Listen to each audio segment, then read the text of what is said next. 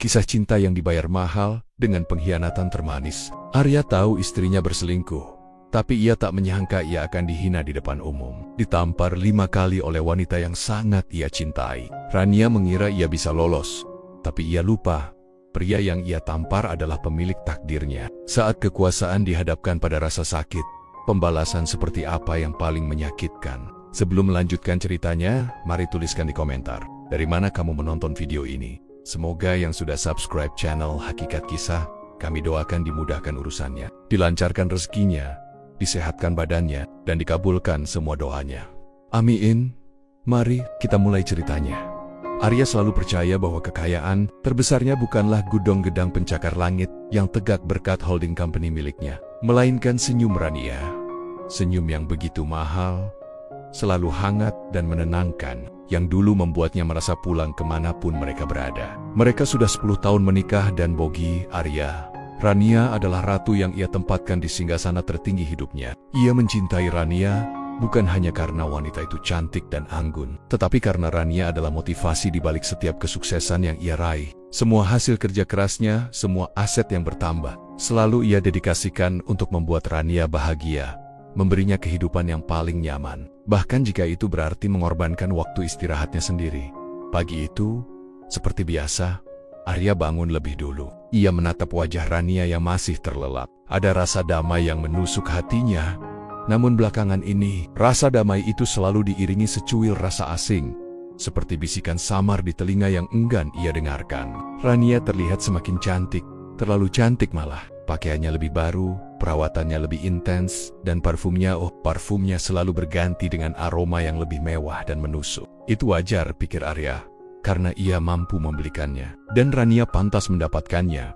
Namun, yang tidak wajar adalah interaksi mereka. Dalam 2 bulan terakhir, sentuhan Rania terasa seperti kewajiban, bukan hasrat. Sapaannya dingin, bukan mesra. Bahkan saat mereka makan malam bersama di meja marmer panjang yang mewah, mata Rania lebih sering tertuju pada ponsel daripada pada dirinya. Pada cerita-cerita tentang perkembangan bisnis yang ia bawa pulang. Sayang, perusahaanku baru saja mengakuisisi 1 lahan tambang besar di timur. Itu akan membuat arus kas kita naik 20%. Ujar Arya suatu malam. Bersemangat. Rania hanya bergumam tanpa mengalihkan pandangan dari layar ponselnya yang menyala. Bagus mas, itu kan memang pekerjaanmu. Aku harus membalas pesan dari event organizer dulu. Ada acara sosialita penting minggu depan. Hati Arya mencelos. Dulu, Rania akan memeluknya erat, mencium keningnya dan berkata betapa bangganya dia pada suaminya. Sekarang, Rania hanya menganggap kesuksesannya sebagai sesuatu yang rutin, layaknya membayar tagihan listrik. Arya mencoba menepis perasaan negatif itu. Tidak, Rania hanya lelah. Rania sedang sibuk dengan dunianya. Dunia para istri pengusaha, penyangkalan, adalah pertahanan terbaik bagi pria yang sangat mencintai. Arya memilih menjadi buta dan tuli. Ia mengabaikan fakta bahwa Rania selalu panik jika ponselnya disentuh. Ia mengabaikan kebiasaan baru Rania yang menghabiskan waktu berjam-jam di luar rumah dengan alasan yoga atau arisan. Ia bahkan mengabaikan nada bicaranya yang aneh ketika menerima telepon di tengah malam, yang langsung diputus saat Arya terbangun. Aku harus lebih berusaha, bisik Arya pada dirinya sendiri. Aku harus lebih mencintai Rania, agar ia kembali menjadi Rania yang dulu. Maka, Arya semakin keras bekerja. Ia ingin membuktikan bahwa ia masih layak dicintai. Ia mengurus semua persiapan launching anak perusahaannya yang baru. Sebuah perusahaan teknologi bernama Novatech, yang akan diadakan dalam 2 hari. Sibuknya pekerjaan, kesibukan yang diciptakannya sendiri, menjadi pelarian agar ia tidak perlu menghadapi keanehan di rumahnya. Arya ingin percaya bahwa keanehan itu tidak nyata, bahwa semua keraguan ini hanyalah ilusi yang diciptakan oleh rasa lelahnya. Ia akan bertahan pada keyakinan itu, sampai semesta benar-benar memaksanya membuka mata.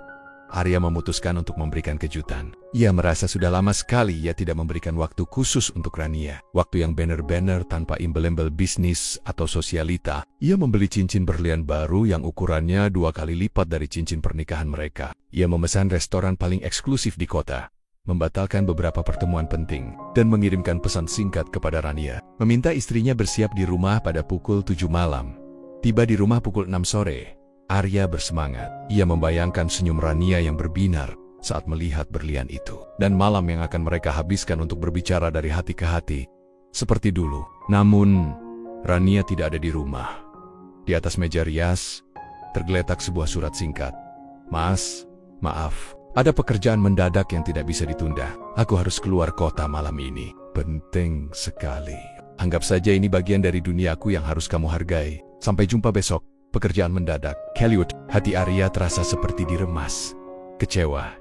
Ia menelepon Rania, namun teleponnya langsung dialihkan ke kotak suara. Ia mencoba menghubungi asisten Rania, namun asistennya berkata Rania hanya menitipkan pesan bahwa ia ada urusan pribadi yang sangat penting. Cincin berlian di kotak bludru itu terasa dingin di tangannya. Arya marah, tapi bukan marah pada Rania. Ia marah pada dirinya sendiri, karena tidak bisa mengerti kebutuhan istrinya. Rania butuh ruang. Arya, kamu terlalu mengekangnya dengan cinta. Saat ia sedang membereskan jas yang baru saja ia pakai pagi tadi, ia mencium sesuatu. Bau yang sangat menyengat, sangat berbeda dengan parfum khas Rania yang lembut. Itu adalah aroma maskulin yang kuat, campuran kayu cendana dan emas. Arya membauinya lagi, mencoba meyakinkan diri bahwa mungkin itu hanya parfum dari rekan bisnisnya tadi siang. Tapi tidak, bau itu begitu melekat, begitu dominan di saku jas tersebut. Ia menemukan selembar kertas kecil. Itu adalah invoice sebuah butik pakaian pria mewah. Di sana tertulis nama Dion dan nominal pembelian yang fantastis. Sebuah setelan jas mahal. Rania sering berbelanja untuk dirinya. Tapi ini jelas-jelas pakaian pria, dan ia ingat Rania sempat berkata ia harus membelikan hadiah untuk rekan kerjanya. Tapi hadiah sebesar ini untuk rekan kerja, kecemasan yang tadinya hanya bisikan, kini menjadi raungan di benak Arya.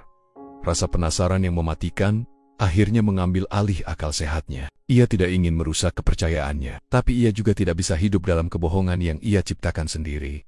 Arya menghidupkan laptopnya. Dengan akses tak terbatas sebagai pemilik holding company, ia masuk ke sistem keuangan perusahaan. Ia melacak semua pengeluaran kartu kredit tambahan yang ia berikan pada Rania, yang ia anggap sebagai uang saku bebas. Arya menemukan serangkaian tagihan hotel mewah yang tak wajar, bukan hanya di dalam kota, tapi di luar kota. Di tanggal yang sama persis saat Rania mengatakan ia pergi untuk acara yoga atau arisan. Dan yang paling mengejutkan, satu dari tagihan itu adalah dari kota yang Rania klaim sebagai tujuannya malam ini. Arya terdiam di depan layar, matanya perih, bukan karena cahaya monitor, tapi karena pandangan hidupnya hancur berkeping-keping. Itu sudah bukan tanda-tanda lagi, itu adalah bukti. Namun, alih-alih meledak, Arya mengambil keputusan yang aneh. Ia harus melihatnya sendiri, dengan mata kepalanya sendiri. Ia tidak akan menghadiri launching Novatek besok sebagai bos besar yang bersemangat, tetapi sebagai seorang pria yang ingin mengalihkan pikiran dari kehancuran rumah tangganya. Tidak apa-apa, Arya. Mungkin aku salah. Mungkin semua ini kebetulan. Aku hanya perlu fokus pada Novatek, anak perusahaanku yang paling menjanjikan. Arya menutup laptopnya. Ia mengambil setelan jas terbaiknya. Besok, ia akan bertemu dengan Dion, pria yang namanya tertera pada invoice mahal itu. Karena Dion adalah salah satu manajer senior di Novatek. Dan besok, di bawah lampu sorot acara launching perusahaannya sendiri, ia berharap semua keraguan ini akan lenyap. Ia berharap akan menemukan Rania yang menunggunya dengan senyum tulus. Membuktikan bahwa semua kekhawatiran ini hanyalah paranoia seorang suami yang terlalu mencintai. Namun, jauh di lubuk hatinya, ia sudah tahu. Besok, ia tidak akan menemukan jawaban yang ia harapkan, melainkan kehancuran yang selama ini ia coba sangkal. Gedung yang disewa untuk acara peluncuran Novatek malam itu tampak spektakuler. Lampu sorot berwarna biru keunguan menerangi setiap sudut, mencerminkan kemewahan dan masa depan cerah yang ingin ditampilkan oleh holding company Arya sebagai pemilik tunggal. Arya datang sedikit terlambat. Ia mengenakan setelan jas hitam yang mahal, tetapi di balik kain wol Italia itu, hatinya terasa kosong, dingin, dan penuh was-was. Ia datang bukan untuk merayakan kesuksesan, melainkan untuk mencari kebenaran yang kejam. Arya berjalan melewati kerumunan tamu penting. Ia menyambut beberapa direktur, tersenyum palsu pada para investor. Semua orang memujinya, memuji visinya. Ia seharusnya bangga, seharusnya bahagia. Tapi pikirannya melayang, mencari wajah Rania. Ia yakin istrinya akan datang. Entah dengan alasan apa, ia menemukan Dion, sang manajer yang namanya tertera di invoice kemarin. Dion terlihat gagah dalam setelan jas yang Arya yakini adalah jas yang ia beli untuknya. Berdiri di panggung kecil, berbicara dengan seorang vice president. Arya mengangguk kecil padanya, berusaha menahan emosi yang bergejolak. Dion membalasnya dengan senyum profesional. Senyum seorang karyawan pada bos besarnya. Arya kemudian berjalan menuju area VP, tempat yang lebih tenang. Dan di sanalah ia melihatnya, Di bawah lampu sorot yang paling terang, di antara deretan tanaman hijau dan sofa-sofa bludru, berdiri Rania. Ia tampak menakjubkan dalam balutan gaun malam merah, menarik perhatian semua orang yang melintas. Tapi yang membuat jantung Arya berhenti berdetak adalah pria yang berdiri begitu dekat dengannya. Pria itu adalah Dion. Rania tidak menyadari kehadiran Arya. Ia tertawa renyah, tawa yang sudah lama tidak ia dengar, tawa yang penuh keintiman dan lepas. Tangan Rania menyentuh lengan Dion dengan cara yang terlalu akrab, bukan sentuhan profesional. Dion membisikkan sesuatu di telinga Rania, dan Rania membalasnya dengan cubitan manja di pinggang pria itu. Itu bukan sekadar rekan kerja. Itu adalah sepasang kekasih yang tak lagi mampu menahan diri. Dunia Arya runtuh dalam sekejap. Semua penyangkalan, semua alibi yang ia ciptakan, semua harapan kecil yang tersisa, hancur menjadi debu. Rasa sakit itu begitu nyata, begitu menusuk, hingga ia merasa kesulitan untuk bernapas. Dia tidak tahu apa yang lebih menyakitkan, perselingkuhan itu sendiri, atau fakta bahwa Rania memilih melakukannya di acara miliknya, di mana Arya seharusnya bersinar sebagai pemenang. Arya menarik napas dalam-dalam, mengumpulkan setiap sisa harga diri dan kekuatannya. Ia tidak berteriak, ia tidak membuat keributan histeris. Ia berjalan perlahan, langkah demi langkah, menuju pasangan yang sedang dimabuk asmara itu. Ketika Arya sudah sangat dekat, ia berdeham pelan. Dion dan Rania serentak menoleh. Wajah Rania yang tadinya dihiasi tawa, seketika membeku, memucat seperti mayat. Ia terkejut, namun bukan dengan ekspresi menyesal, melainkan ekspresi panik bercampur marah karena terpergok. Dion, sebaliknya, tampak sedikit terkejut namun dengan cepat kembali menguasai diri. Memasang wajah profesional, Rania, Dion, suara Arya terdengar dingin, tanpa emosi. Sebuah suara yang berbahaya. Menyenangkan sekali melihat kalian berdua menikmati acara ini. Rania mencoba menutupinya dengan senyum yang dipaksakan. Mas, kau datang. Kenapa tidak bilang, ini Dion. Kau sudah kenal kan? Kami sedang mendiskusikan rencana kerja Novatek besok. Diskusi? Arya menatap Rania tajam, lalu beralih ke Dion. Apa diskusinya melibatkan sentuhan mesra di pinggang dan tawa-tawa yang begitu intim? Saudara Dion? Dion merasa terpojok. Ia menggaruk lehernya. Tuan Arya, tolong jangan salah paham. Kami hanya merayakan keberhasilan launching ini dengan sedikit keakraban. Rania sangat membantu. Membantu dengan menjadi selingkuhanmu. Arya tidak lagi bisa menahannya. Kalimat itu meluncur tajam seperti pedang yang terhunus. Rania memejamkan mata sesaat, lalu membuka matanya dengan nyala api kemarahan. Ia tidak bisa lagi menyembunyikan kebohongannya. Dan itu justru membuatnya lebih berani dan arogan. Jaga ucapanmu, Mas Arya. Rania membentak dengan suara tertahan. Takut didengar tamu lain. Jangan membuat adegan memalukan di sini. Memalukan? Arya tertawa getir. Tawa yang penuh rasa sakit. Siapa yang memalukan di sini? Kau, yang kuangkat sebagai ratu, yang kujadikan istri, tapi berselingkuh dengan manajer rendahan di perusahaanku sendiri, Dion Mans. Hei, jaga bicaramu. Aku manajer di Novatek, bukan rendahan. Arya mengabaikan Dion. Matanya terpaku pada Rania. Kau tahu apa yang paling menyakitkan? Aku mencoba percaya pada setiap kebohonganmu.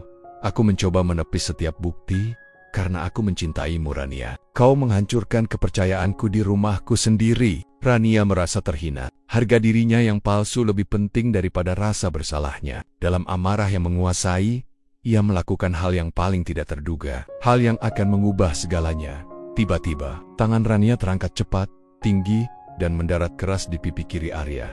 Plak! Suara tamparan itu nyaring, memecah kebisingan musik dan obrolan. Beberapa orang terdekat langsung menoleh, termasuk seorang pelayan yang menjatuhkan nampan minumannya. Arya terhuyung mundur selangkah. Ia tidak percaya. Ia, pemilik holding company ini, pria yang membiayai seluruh hidup wanita di depannya, baru saja ditampar di depan umum. Wajah Arya memerah, matanya menyala. Namun, Rania belum selesai. Rasa arogansi dan malu karena ketahuan membuatnya benar-benar gelap mata. Plak, tamparan kedua mendarat. Plak, tamparan ketiga lebih keras lagi. Arya berdiri kaku, menahan diri. Ia bisa saja membalas, tapi ia tidak akan pernah memukul wanita, apalagi istrinya sendiri. Ia hanya menatap Rania dengan tatapan yang penuh rasa pengkhianatan dan kehampaan. Dion berdiri di samping Rania, tangannya bersedekap. Wajahnya menampilkan seringai penuh kemenangan. Ia tertawa, tawa puas yang melukai Arya lebih dalam daripada tamparan itu sendiri. Suami sahnya dipecundangi, dan ia, sang selingkuhan, kini adalah raja di mata wanita itu. Rania melihat suaminya yang hanya diam, dan itu membuatnya semakin liar. Plak, tamparan keempat, plak, dan tamparan kelima. 5 jari Rania meninggalkan bekas merah yang kentara di pipi Arya. Di bawah lampu sorot yang seharusnya merayakan kejayaannya. Itu untukmu, agar kau sadar. Teriak Rania, suaranya kini tidak lagi tertahan. Kau bukan raja dunia, Arya. Aku berhak bahagia. Kau terlalu sibuk dengan uangmu dan mengabaikanku. Kau yang pantas dihukum. Dion, dengar, Tuan Arya. Istrimu sudah memilih. Kau harus terima nasibmu. Darah Arya terasa mendidih. Rasa sakit di pipinya tidak seberapa dibandingkan dengan penghinaan di depan umum. Dan rasa sakit di hatinya. Tapi pada detik itu, sesuatu yang dingin, sesuatu yang kejam, mengambil alih kendali dirinya. Arya tidak lagi melihat Rania sebagai istrinya. Ia tidak lagi melihat Dion sebagai karyawan yang selingkuh. Ia melihat mereka sebagai dua hama yang berani merusak kebun yang telah ia rawat dengan sepenuh hati dan modal. Arya mengusap bekas tamparan itu perlahan. Ia menatap Dion, lalu Rania. Dengan tatapan yang membuat tawa Dion lenyap dan Rania merasakan ketakutan yang menjalar dingin dari ujung kaki. Kau benar, Rania, ucap Arya, suaranya sangat pelan. Namun mampu mengalahkan hiruk pikuk acara. Aku bukan raja dunia. Aku adalah pemilik dunia tempat kau dan pria ini bekerja. Ia maju selangkah, menatap Dion yang kini mulai gelisah. Kau, saudara Dion, kata Arya. Setiap kata adalah hantaman palu baja. Kau adalah manajer yang baru saja merayakan launching perusahaanku. Kau punya karier cerah. Kau punya gaji besar yang memberimu keberanian untuk berselingkuh dengan istri bosmu. Arya tersenyum tipis. Senyum yang sama sekali tidak mengandung kehangatan. Mulai detik ini, karier itu selesai. Lanjutnya, aku tidak hanya memiliki Novatek. Aku memiliki induk perusahaan yang menaunginya. Yang mengontrol hampir semua perusahaan teknologi di kota ini. Dan kau baru saja dipecat. Saat ini juga. Tidak, itu tidak bisa. Dion membantah. Panik. Kau tidak punya hak. Tentu saja aku punya hak. Aku adalah pemegang saham mayoritas dari holding company ini. Kehancuran moral dan integritas di lingkungan kerjaku adalah hal yang tidak bisa ditoleransi. Arya berbalik ke arah Rania yang kini terperangah. Nikmati tawa puasmu, Rania. Karena sebentar lagi, kau akan melihat bagaimana nasib pria yang kau pilih, yang baru saja kuusir dari pekerjaannya, dan dari masa depan yang kubuat. Arya melangkah pergi, meninggalkan Rania dan Dion yang kini saling pandang dengan kepanikan yang nyata. Ia harus menyelesaikan urusan ini, bukan dengan tamparan, tetapi dengan kekuasaan yang ia bangun dari nol. Arya berjalan menjauh dari area VIP dengan langkah yang mantap, meninggalkan Dion dan Rania dalam keheningan yang mematikan. Ia tidak berteriak, tidak menangis, dan tidak menoleh ke belakang. Semua emosinya, semua rasa sakitnya, telah ia ubah menjadi energi yang dingin, kekuatan yang mematikan. Tamparan Rania tidak meruntuhkannya. Itu justru membangunkan sang pemilik takdir yang sesungguhnya. Ia menuju ke ruang kontrol event, tempat para direktur dan tim operasional Novatek berkumpul. Wajahnya masih memerah karena tamparan itu, namun ketenangan matanya lebih menakutkan daripada amarah yang meledak-ledak. Ketika ia masuk, semua obrolan terhenti. Mereka melihat bekas merah di pipi Arya. Tuan Arya, ada apa? Apakah Tuan baik-baik saja? Tanya kepala operasional Novatek. Panik. Arya mengabaikan pertanyaan itu. Ia menatap mereka semua dengan tatapan tajam. Malam ini, kita bukan hanya merayakan launching. Malam ini, kita membersihkan rumah. Dengan suara yang lantang dan penuh otoritas. Suara seorang maharaja yang sedang mengeluarkan titah. Ia memberikan instruksi. Saya mau pengumuman pemecatan saudara Dion disiarkan melalui semua saluran internal sekarang juga. Alasannya, pelanggaran kode etik dan integritas tingkat tinggi. Masukkan dia dalam daftar hitam holding company kita. Tidak ada toleransi. Pastikan semua headhunter yang bekerja untuk anak-anak perusahaan kita menerima pemberitahuan ini. Mulai detik ini, tidak ada satupun perusahaan di bawah naungan saya yang boleh mempekerjakan Dion. Semua direktur di ruangan itu tercengang. Arya bukan tipe bos yang bertindak impulsif. Keputusannya ini pasti didasari alasan yang sangat kuat, dan melihat pipinya, mereka bisa menduga apa yang terjadi. Tidak ada yang berani membantah titahnya. Mereka melawan keputusan Arya sama dengan mengakhiri karier mereka sendiri. Siapkan surat resmi pemecatan dengan alasan growth, misconduct, dan kirimkan ke alamatnya pagi ini. Pastikan ia tidak mendapatkan pesangon sepeser pun. Sesuai aturan yang berlaku. Tambah Arya dingin. Lakukan sekarang. Ketika Arya keluar dari ruangan itu, ia melihat Dion sedang berusaha mendekat. Wajahnya penuh kecemasan. Tuan Arya. Tuan, tolonglah. Saya mohon, jangan lakukan ini. Ini bisa menghancurkan hidup saya. Dion memohon. Suaranya sudah berubah menjadi rintihan. Saya tidak tahu Rania itu istri Anda. Tolong, Tuan. Arya berhenti, menatap pria itu dari atas ke bawah. Kau tidak tahu istriku? Tapi kau menikmati sentuhannya. Kau tertawa saat dia menamparku. Suaminya yang sah. Itu adalah integritas yang kubayar mahal di perusahaanku, Dion. Saya mohon, Tuan. Saya punya cicilan, saya punya... Hidupmu hancur bukan karena aku, Dion. Potong Arya. Tatapannya menusuk. Hidupmu hancur karena keserakahan dan kesombonganmu. Kau pikir kau bisa menikmati kenyamanan yang kubangun, mengkhianatiku, dan lolos begitu saja? Kau hanya manajer di perusahaanku. Dan sekarang, kau bahkan bukan apa-apa. Arya tidak menunggu jawaban. Ia berbalik dan melanjutkan perjalanannya. Di kejauhan, ia melihat Rania berlari ke arah Dion. Wajahnya pucat. Rania mencoba menenangkan Dion. Tapi Dion sudah mulai menyalahkan Rania dengan suara yang meninggi. Konflik di antara mereka sudah dimulai.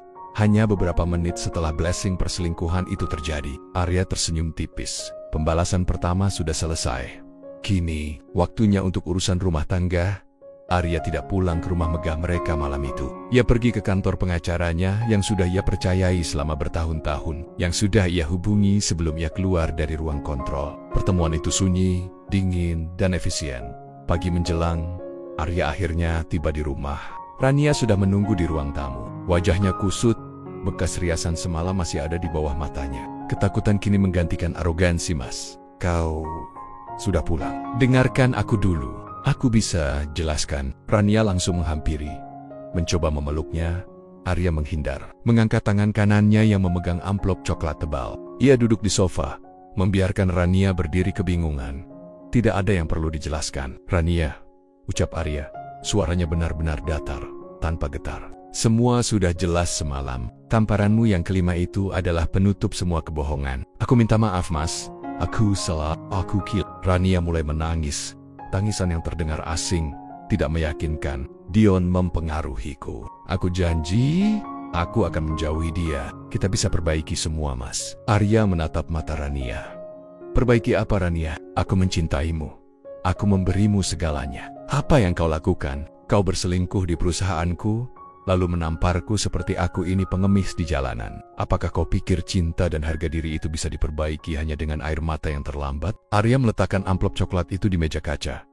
Semua yang ada di rumah ini adalah asetku, properti, mobil, rekening bank, hingga kartu kredit platinum yang kau gunakan untuk membelikan hadiah bagi selingkuhanmu, kata Arya, menunjuk amplop itu. Di dalamnya ada surat talak yang sudah ditandatangani oleh pengacaraku. Kau bib. Rania terkejut. Air matanya berhenti. Talak? Tidak! Mas, kau tidak bisa melakukan ini. Aku berhak atas separuh harta Gonogini. Arya bersandar pada sofa. Tatapannya kini berubah menjadi senyuman sinis. Harta Gonogini, kau tidak akan mendapatkan sepeser pun dariku, Rania. Aku sudah memastikan itu. Ia menarik napas. Aku membangun perusahaan ini 5 tahun sebelum aku bertemu denganmu. Aku sudah kaya raya sebelum kita menikah. Semua aset yang kau lihat ini adalah harta bawaan pribadiku, bukan hasil usaha selama pernikahan kita. Kau tahu aku sudah memastikan semuanya legal dan aman secara hukum. Pengacaraku sudah mengatur segalanya. Rania panik. Ia mendekat dan membanting surat itu. Kau aku akan menuntutmu. Aku akan membeberkan semuanya ke media. Silakan, tantang Arya. Matanya tajam. Maka semua orang akan tahu istrimu, Rania, berselingkuh dengan karyawan suaminya sendiri, menampar suaminya, dan kini memohon uang untuk hidup setelah diceraikan tanpa harta. Kau pikir siapa yang akan mendapat simpati? Aku atau kau dan selingkuhanmu yang baru dipecat? Rania terdiam Mohania PS. Ia tahu reputasinya di kalangan sosialita akan hancur lebur. Mulai saat ini, kau punya waktu 24 jam untuk keluar dari rumah ini. Lanjut Arya. Berdiri, bawa saja pakaian pribadimu, semua perhiasan dan mobil. Tinggalkan. Itu semua hadiah yang kau terima, dan kini hadiah itu kutarik kembali. Aku akan tinggal di mana? Aku tidak punya uang! Rania berteriak histeris. Itu bukan lagi urusanku. Kau sudah memilih Dion, pria yang rela kehilangan pekerjaan demi dirimu. Pergilah padanya. Mulai sekarang, kemiskinan dan kesulitan adalah urusan kalian berdua. Arya menatap Rania terakhir kalinya dengan tatapan tanpa cinta, tanpa penyesalan. Aku menceraikanmu, Rania. Kau tidak lagi memiliki apa-apa. Arya berjalan meninggalkan ruangan, menuju pintu depan. Di belakangnya, suara tangisan histeris Rania pecah. Tangisan yang bukan karena rasa bersalah, melainkan karena kejatuhan yang baru ia sadari. Arya tidak menoleh. Pintu rumahnya yang megah tertutup di belakangnya, mengakhiri babak kehidupan yang penuh pengkhianatan itu. Rania keluar dari rumah mewah itu tanpa daya, hanya membawa 2 koper berisi pakaian dan tas tangan mahalnya. Sesuai ancaman Arya, semua akses telah dicabut. Kartu-kartu platinum yang biasanya membuatnya merasa seperti ratu, kini hanyalah plastik tak berguna. Mobil sportnya sudah diambil oleh sopir suruhan Arya tepat di depan matanya. Ia berdiri di pinggir jalan, bingung, tidak tahu harus kemana. Ia bahkan tidak punya uang tunai yang cukup untuk menyewa taksi mewah. Pilihan satu-satunya adalah Dion. Rania mendatangi apartemen Dion dengan sisa-sisa harga diri yang compang-camping. Dion yang dipecat secara memalukan dan panik karena blacklist Arya, menyambutnya dengan wajah yang bukan lagi kekasih yang memuja, melainkan pria yang sedang dilanda masalah besar. "Kenapa kau kemari?" tanya Dion, suaranya kasar. "Kukira kau akan kembali ke rumah suamimu dan menangis untuk mendapatkan hartanya." "Dia menceraikanku, Dion!" "Tanpa sepeser pun harta," Rania berteriak. Air mata keputusasaan membasahi pipinya. "Semua aset itu sudah diamankan sebelum kami menikah. Aku tidak punya apa-apa lagi. Aku harus tinggal di sini bersamamu." Dion tertawa getir. Tawa yang sama sekali tidak ada kepuasan. "Tinggal di sini, di apartemen studio kecilku.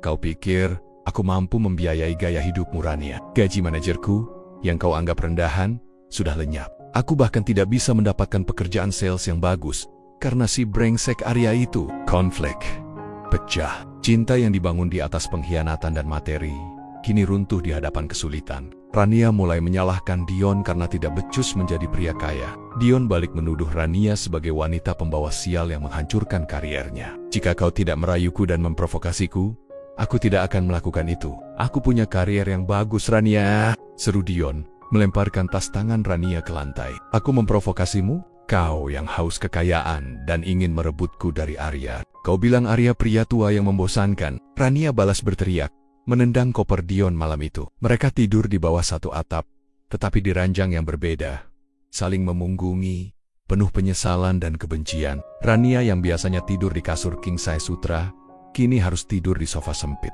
Kehangatan yang ia rasakan bersama Dion di kamar hotel mewah, kini berubah menjadi hawa dingin yang menusuk. Rania mencoba menghubungi semua teman sosialitanya, memohon bantuan dan pinjaman uang. Namun, berita perceraian dan skandal tamparan itu menyebar cepat. Tak ada yang mau terlibat. Mereka semua takut pada kekuasaan Arya. Rania yang tadinya ratu anggun, kini menjadi wanita pengkhianat yang jatuh miskin. Semua pintu tertutup di hadapannya. Dion, setelah seminggu mencoba melamar ke sana kemari tanpa hasil, mulai mabuk-mabukan. Ia menjadi kasar dan seringkali menyalahkan Rania atas kemalangannya.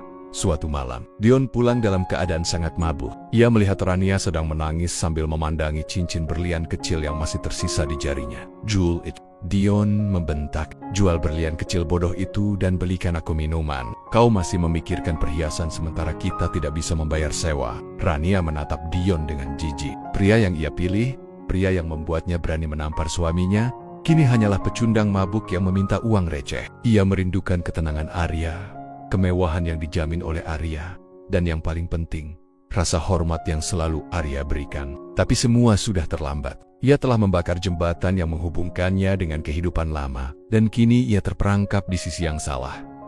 Setahun berlalu, Arya berdiri di balkon kantornya yang baru saja direnovasi. Pemandangannya adalah kota di bawah sana yang tampak seperti mainan. Ia jauh lebih tenang, lebih bijaksana, dan lebih fokus. Ia memang pernah hancur, tetapi pengkhianatan itu membuatnya menemukan kekuatan baru. Setelah bercerai, Arya tidak lagi terbebani oleh kebutuhan untuk menyenangkan siapapun. Bisnisnya melesat, dan ia mulai fokus pada proyek kemanusiaan yang selalu ia tunda. Ia belajar memaafkan, bukan demi Rania, tetapi demi kedamaian hatinya sendiri. Ia tidak pernah mencari tahu kabar Rania dan Dion. Tetapi dunia kecil selalu memiliki caranya sendiri untuk menyampaikan berita. Melalui laporan singkat dari tim keuangannya, Arya tahu bahwa Dion telah bangkrut total, dan Rania telah menjual semua barang-barang berharganya untuk bertahan hidup. Suatu sore, saat Arya sedang menunggu mobilnya di sebuah persimpangan ramai Melihotnia, di bawah terik matahari, Rania sedang melayani pembeli di sebuah warung makan kecil di pinggir jalan. Pakaiannya lusuh, rambutnya diikat asal-asalan, dan keindahan yang dulu begitu mahal kini tertutup keringat dan kelelahan. Wajahnya tidak lagi memancarkan keangkuhan sang ratu, melainkan keputusasaan seorang pekerja keras yang terpaksa di sudut warung itu. Duduk Dion, ia tidak membantu, hanya merokok dan sesekali membentak Rania karena salah memberikan kembalian. Mata Dion cekung, pakaiannya kotor. Ia terlihat seperti pengangguran yang tidak memiliki harapan. Tawa puas yang pernah Arya lihat di acara launching itu telah digantikan oleh kemarahan yang pahit. Arya melihat mereka berinteraksi. Rania terlihat takut pada Dion, dan Dion terlihat membenci Rania. Mereka terjebak dalam lingkaran kemiskinan dan saling menyalahkan. Hasil dari perselingkuhan yang arogan. Mereka tidak bahagia, justru menderita.